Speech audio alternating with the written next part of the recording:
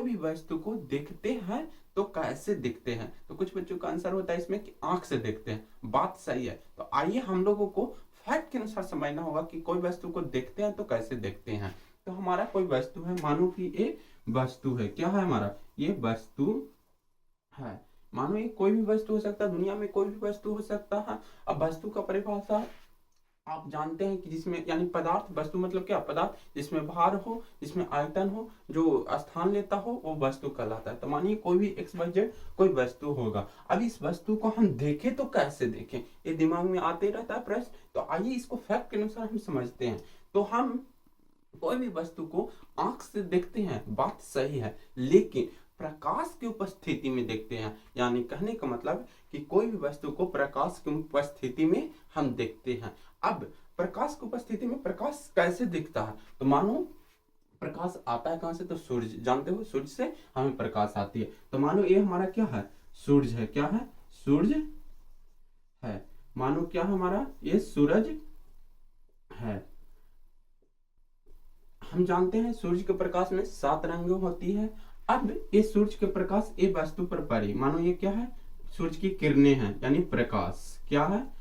प्रकाश है। क्या है? प्रकाश है। अब इस सूर्य के प्रकाश की किरणें इस वस्तु पे टकराई। क्या कही? टकराई। फिर इस सूर्य की किरणें, ये प्रकाश जो सूर्य की किरणें यानी प्रकाश है, ये वस्तु पे टकराई। टकरा कर फिर परावर्तित हो गई। क्या हो गई? परावर्तित हो गई। अब मानो ये हमारा क्या है? आंख है। क्या है हमारा? आंख है। और यहां से टकराकर हमारे आंखों के पास गई तो ये वस्तु दिखने लगा। क्या दिखने लगा? दिखने लगा। बात समझ में आया? यानी मानो ये प्रकाश स्रोत है। क्या है? प्रकाश स्रोत है।